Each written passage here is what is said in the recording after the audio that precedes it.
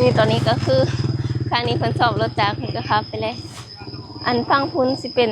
รถเยอะคือเก๋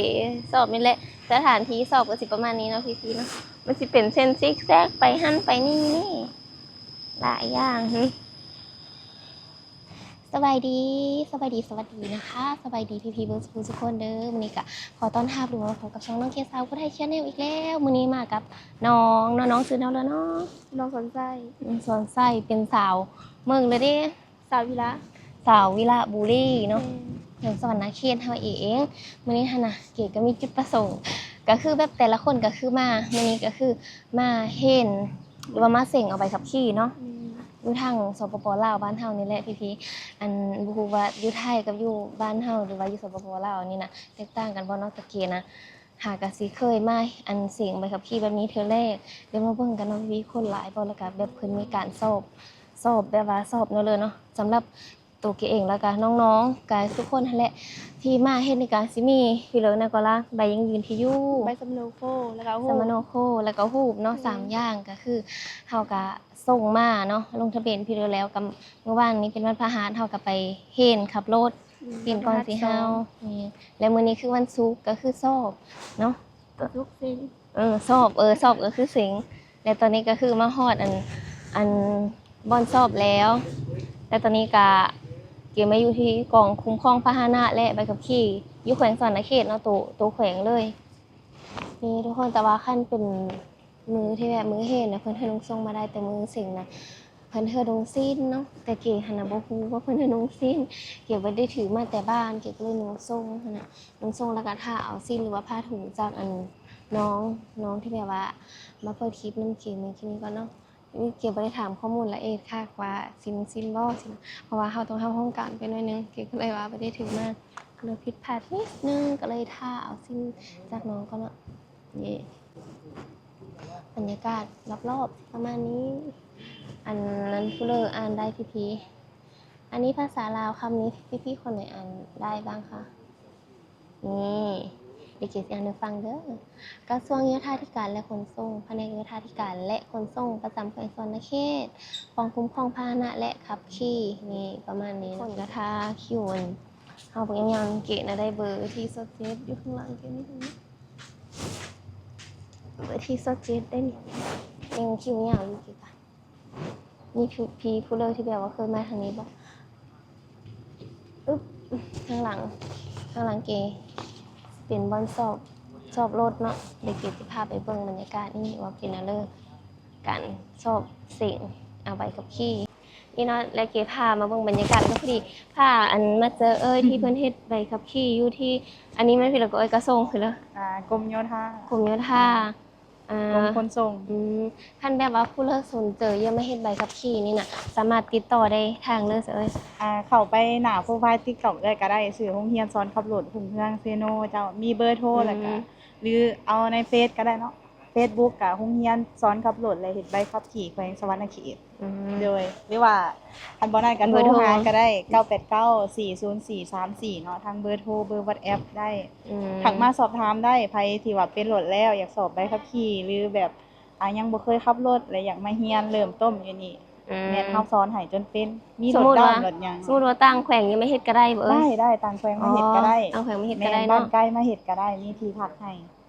ก็คือติดต่อมาทางเพิ่นได้เนาะและอันเอกสารที่มีเพิ่นได้ล่ะ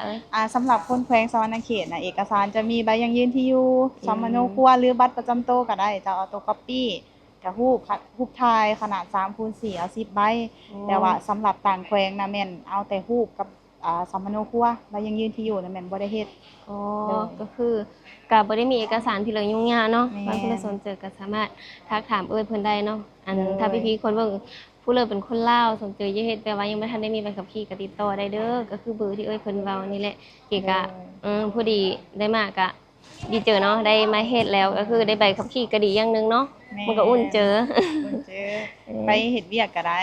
โดยขับรถอีหยังเนาะยังได้แม่นนี่ก็คืออยู่แขวงสวรรณเขตติดกับจังหวัดมุกดาหารประเทศไทยเนาะแม่นมันก็โซนล่ะเยอะโซนพี่ๆคนเบิ่งหรือว่าคนไทยนี่นะมาเที่ยว สปปลาวเนาะเลิศเนาะ โดยสำหรับคนที่เบิ่งคลิปนี้เนาะอยากมาเที่ยวอยู่สวรรณเขตก็มาได้เด้อมีวังท่องเที่ยวหลายแนวเนาะมีอันธาตุอีหังธาตุโพนหรือขันอยู่วิลาอะไรอย่างธาตุนางลาวบ่ มีแต่ธาตุแบบแต่บ่มีแบบน้ำตกหรือว่าภูเขาเนาะบ้านเฮามีแต่แบบพื้นเพง ผู้สังแฮเด้อยู่วิลา โอ้ แม่นบ่ ประมาณนั้นแหละก็ยังบ่เคยไปเด้ เขาปีนจนเมอยโยอันผู้สังแค่2ชั่วโมงขึ้นแล้วก็2ชั่วโมงลง ว่าไผๆอยากเดินป่าก็เดินได้อยู่ผู้สังแฮเนาะ ผู้สังแค่เด้อเนาะแต่เมื่อยจังน้อยอดทนทุกความอดทนมานำคันจะเที่ยวสวรรณเขต ไปเป็นสร้างอยู่วิลา โอ้ มีแม่นบ่เห็นอยู่ในคลิปเขาถ่ายลงกัน เฮาน่ะไปอันผู้สังแค่อยู่บ้านได้อาสะพรหั่นนะอาสะพรติดกับดินแดนวิลานะ โอ้คิดว่าเจ้าอยู่วิลาอยู่อาสะพร อืม นั่นแหละลง เอาขึ้นไปพูนมัน2ชั่วโมงแล้วเราว่าโอ้มาเธอเดียวนี่แหละเมื่อยเลยแต่ว่าขึ้นไปนะวิวงามแบบนี้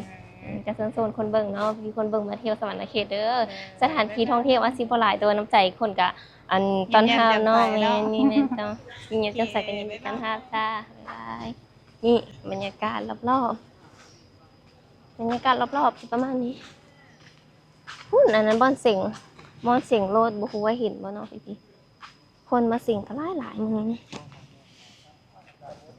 เก๋ยังบ่ทันฮอดคิวอยู่เก๋บ่มีซิมต้องรอคิวน้ำหลังสิเลอน้องผู้เก๋ถ้าเพิ่นมานี่ก็ยังบ่ฮอดคิวอยู่บ่ผู้สาวยังอีกจะคิวยังหลายบ่เบอร์15ตอนนี้นะเบิ่งนี่สอบเสียงการขับขี่บ่เบิ่งผู้เลืออ่านได้สอบเสียงการขับขี่ผู้เลืออ่านได้แต่ว่าเฮาอ่านให้แล้วเนาะป้าเดี๋ยวรออันคิวก่อนจังได๋เราไปพอกันอยู่บ่อนสอบเสียงพี่ๆสิถ่ายบรรยากาศให้พี่ตอนนี้ก็คือเก๋สอบแล้วเนาะสอบทฤษฎีวันนี้สิมาสอบตัวจริงเลยพี่ๆคนมาสอบนี่ก็หลายเนาะส่วนหลายมีแต่ผู้ชายผู้หญิงนะมี2คนมีแต่ผู้ชายทั้งหมดเลย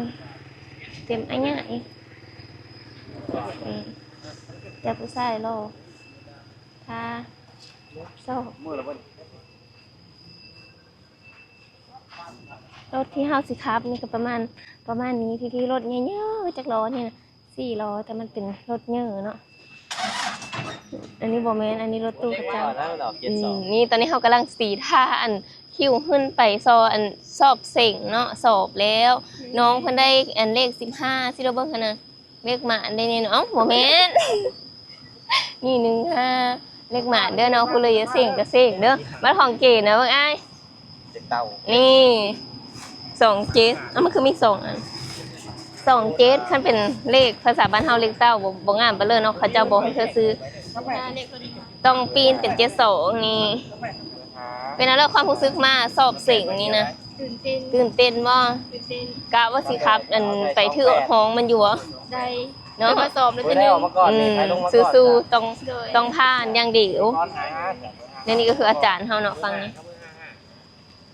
เสื้อโมกเสื้อดำนี่อาจารย์นี่รถเพิ่นสอบพี่ๆค่ะนี่อันนี้กำลังเฮาสอบตัวจริงแล้วนี่ตอนนี้ก็คือครั้งนี้เพิ่นสอบรถจักรเพิ่นก็ขับไปเลยอันฟังพุ่นสิเป็นรถเยอะคือเก๋สอบนี่แหละสถานที่สอบก็สิประมาณนี้เนาะพี่ๆเนาะมันสิเป็นเส้นซิกแซกไปหั่นไปนี่หลายอย่างเก๋กะซ้อมเมื่อวานนี่ก็เป็ดหลายเติบแล้วอันนี้เป็นเส้นน้อยๆรถจักรรถมอเตอร์ไซค์ค่ะเก๋กะถ้าคันนั้นเอามาเนาะคันแล้วก็คันนั้นเอามาคันพุ่นเอามาแล้วเก๋กะซีขึ้นไปสิงพอครับแล้วก็ถือว่าเป็นการสอบอันถือว่าแล้วสมบูรณ์เนาะสู้ๆได้ทุกคนนี่ก็สอบเสร็จแล้วมอเตอร์ไซค์เป็นกำลังเจอให้เก๋ในเด้อพี่เก๋สีฮอตคิวต่อไปแล้วขั้นนี้ก็เป็นขั้นที่เก๋สอบเนาะพี่ฮอตคิวแล้วเดี๋ยวเพิ่งไปกันเด้อตอนครับอาทิตย์บริษัทแล้วเพราะว่ามีคนถ่ายรูปไปที่เดียวนะ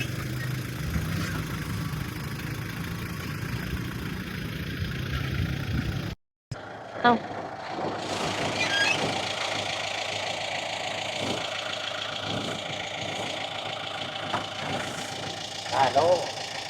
ไปสิเลิกบัดนี้ อ๋อนี่ไปทางหน้าแนวนี้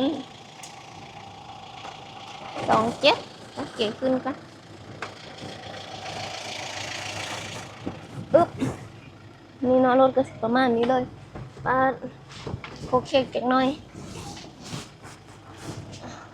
แล้วพี่ใส่เป็นกำลังเจอให้เกียรติในเดิมแล้วเนาะเริ่มไปละ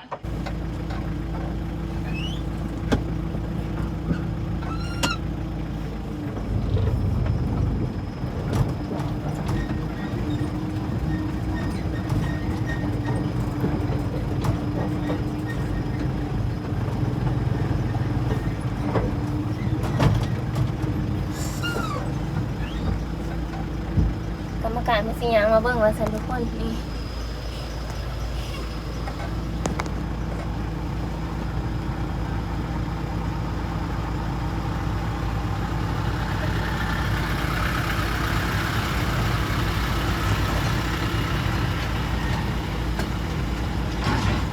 เป็นไง เอกสารไปพายคะแนนเดี๋ยวดิ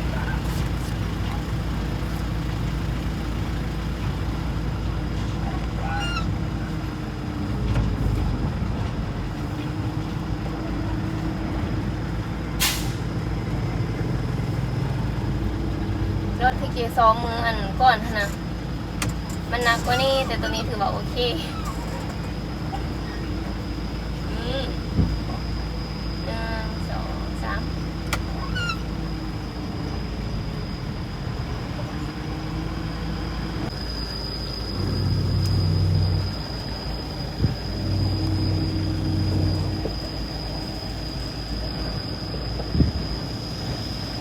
ครับไปเรื่อยๆตามตัวอัน4ผิดหรือ4 1 4 2 4 3มาแล้วค่ะพี่3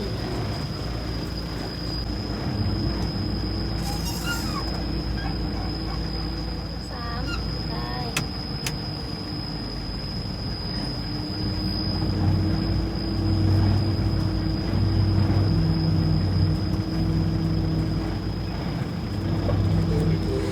และการสอบครั้งนี้ก็คือผลออกมาแล้วเนาะค่ะพี่ๆว่าเกสอบผ่านแล้วเย้แต่ว่าเฮานะสิได้ใบขับขี่อีกประมาณอาทิตย์นึงนับตั้งแต่มื้อที่เฮามาสำหรับตัวเองก็คือว่ายากอยู่เนาะค่ะแต่ว่าบ่เกินความพยายามส่วนที่เกมาสอบนี่น่าสิเป็นการสอบ A B C เด้อพี่ๆค่ะมีทั้งรถมอเตอร์ไซค์จน